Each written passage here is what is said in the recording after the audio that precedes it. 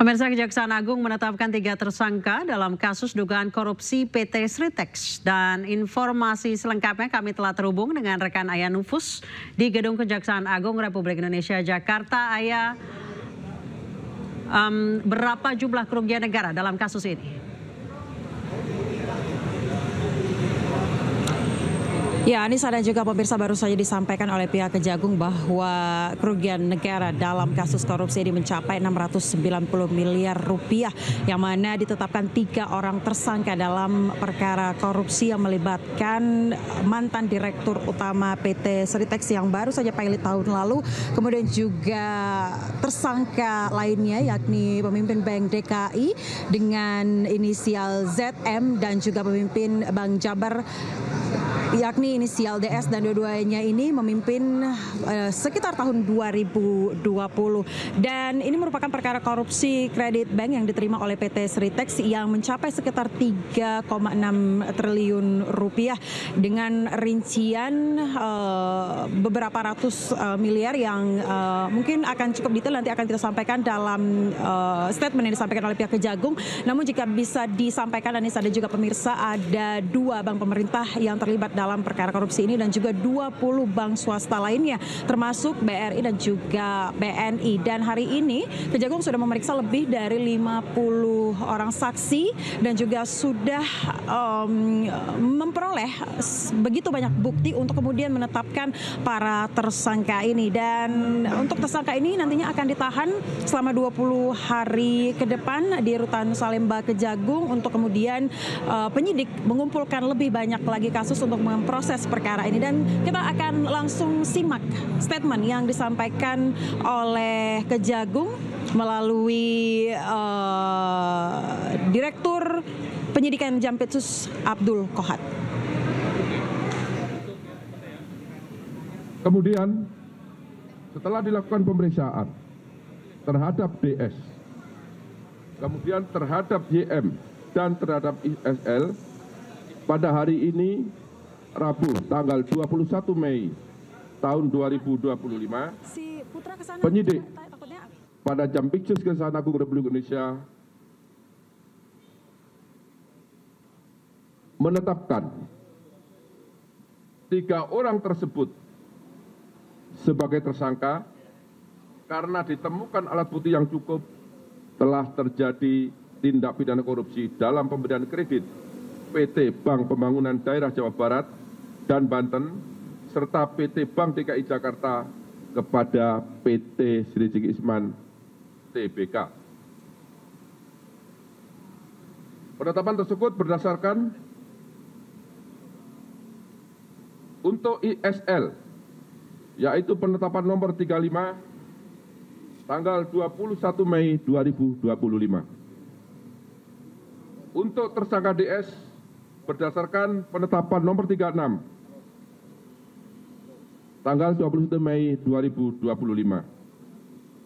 Dan untuk tersangka YM berdasarkan penetapan nomor 37 tanggal 21 Mei 2025.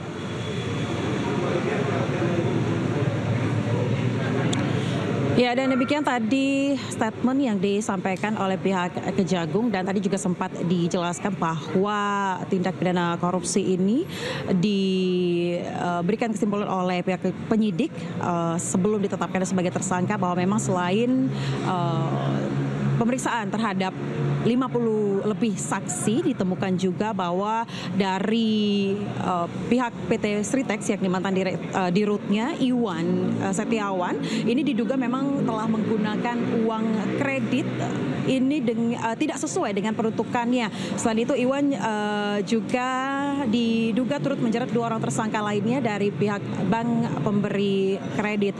Dan kita akan menunggu seperti apa proses selanjutnya. Kami juga masih menunggu apakah para tersangka ini akan dibawa keluar pada malam hari ini di Kejagung. Sementara demikian, Anissa.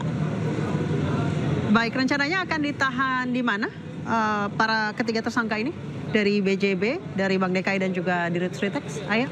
Ya, Anissa, kami akan berpindah sedikit. Sepertinya ini ada mobil penahanan yang sesaat lagi akan membawa para tersangka ke Rutan Salemba Kejagung untuk kemudian ditahan selama kurang lebih 20 hari sebelum selanjutnya Kejagung melakukan proses tindak pidana hukum selanjutnya. Dan kami ingin mengajak Anda mungkin untuk melihat terlebih dahulu sambil kami menjelaskan seperti apa tadi disampaikan oleh pihak Kejagung sebelum menetapkan mantan direktur dari PT utama PT Sritex maksud kami periode tahun 2018-2023. Ya.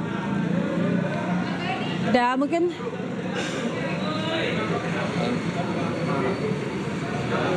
ya, Anissa, kami ingin mencoba untuk berbincang dengan Bapak Harly Siregar selaku Kapten Hukum Kejagung. Bapak, selamat malam. Bapak, saya ingin berbincang sebentar. Bapak, kita live dari iNews Prime bersama rekan kami Anissa Dasuki di studio.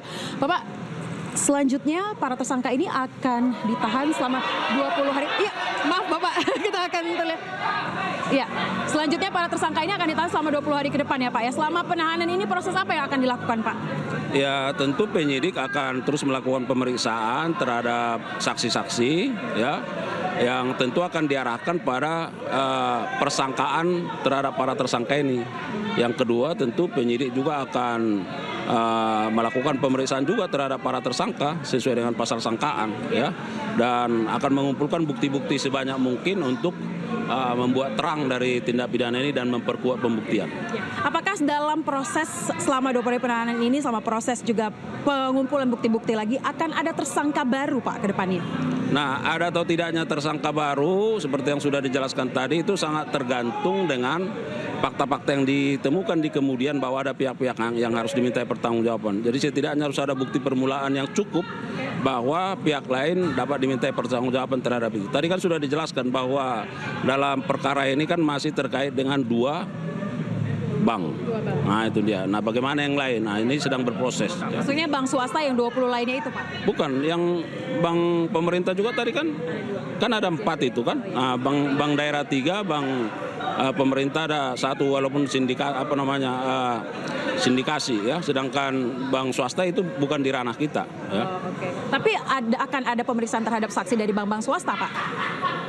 Kalau dalam kaitan ini saya kira nggak berkaitan ya, karena pintu masuk kita adalah terkait soal apa yang saya katakan tadi bahwa ada keuangan negara di situ, di bank-bank pemerintah itu dan bank daerah ya, makanya itulah menjadi wilayah kita. Sedangkan menyangkut masalah bank swasta karena ini antara swasta dengan swasta, jadi tidak terkait dengan. Bapak, saya ingin memperjelas tadi Anda sebutkan bahwa kerugian negara ada sekitar 690 miliar ya Pak ya, dan nilai ini dipakai untuk beberapa hal pribadi juga dari tersangka ISL, bukan begitu Pak? Iya, kan tadi sudah disebutkan bahwa dari kerugian ini bahwa yang bersangkutan ISL ini menggunakan untuk kepentingan pribadinya, membeli AC-AC yang tidak produktif, ya, dan inilah nanti yang akan tentu didalami dalam proses penyidikan ini dikemanakan, ya kan, penggunaan dari uang yang sudah diterima sebagai fasilitas kredit yang seharusnya dipergunakan untuk modal kerja, gitu dia, ya. Terima kasih Pak Harly Siregar atas waktunya. Ya, di sana juga pemirsa tadi sempat disampaikan bahwa selama 20 hari proses penahanan para tersangka ini khususnya mantan dirut PT Sritex akan ada penemuan-penemuan bukti lainnya dan juga proses-proses hukum lainnya yang nantinya akan menghasilkan fakta baru dalam perkara tindak pidana korupsi ini. Dan juga tadi dikatakan bahwa kerugian negara sekitar 690 miliar. Ini memang ada beberapa hal yang disalahgunakan dalam memakai uangnya untuk kepentingan pribadi, aset-aset tidak produktif. Dan kita akan segera mengetahui apa aset-aset tidak produktif ini, atau mungkin mobil pribadi, rumah, dan lain sebagainya nanti akan diselidiki oleh pihak Kejagung. Kita akan terus update seperti apa. Anissa.